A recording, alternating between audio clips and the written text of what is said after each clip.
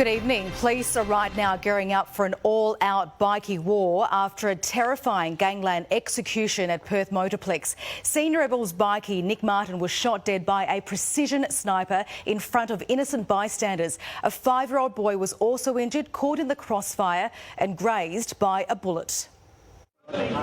Families and children watching on as paramedics try to bring Senior Rebels bikie Nick Martin back to life. We could see one person laying on the floor with another person over the top of him applying pressure. There was a lot of panic. A lot of people were trying to up and leave. The 51-year-old shot in the chest in a gangland execution. Police now preparing for an all-out bikie war. I've got little doubt that there's a lot of friction amongst gangs because of heightened police activity. Also injured, a 5-year-old boy who was sitting right next to Nick Martin, sitting on his wife Amanda's lap. The child's leg was grazed, likely by a bullet fragment. The bullet went straight through the 51-year-old and hit this man in the forearm and leg, former Gold Coast Bandido Ricky Chapman, currently dating Martin's stepdaughter Stacey Shop.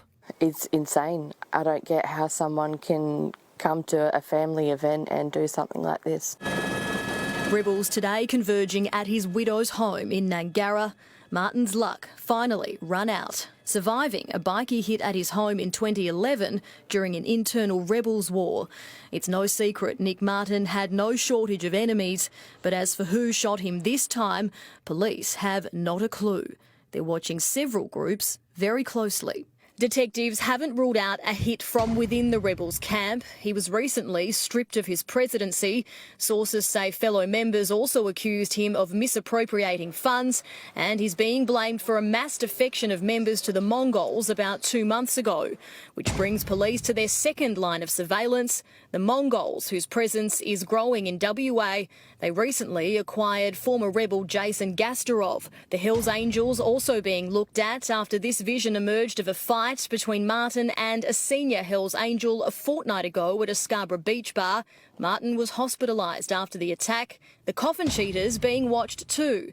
There were celebrations at the Bridge Bar in Mandurah last night. Dozens of cheaters gathering there. Sources say toasting to the news of Martin's death.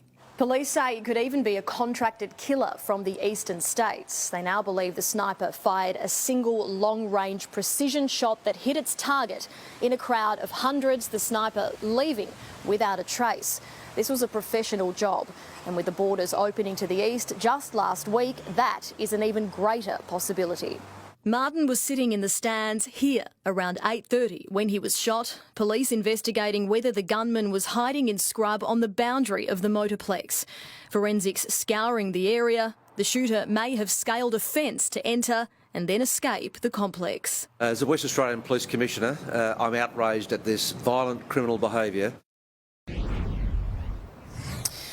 And we're at headquarters tonight where homicide and gang crime detectives have barely slept. They are working around the clock to not only catch a killer but prevent any retaliation attacks. It is a particularly volatile time for the Rebels at the moment. They are also dealing with the death of another senior member's wife. It happened yesterday afternoon but is not being treated as suspicious.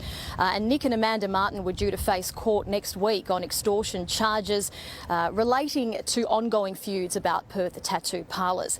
As for the investigation, well, police will know a lot more when they can identify that weapon, but to do that they need the bullet, and they are hoping to retrieve it from Ricky Chapman's leg during surgery. Tracy? Authorities certainly on high alert. Jerry Damassi, thank you.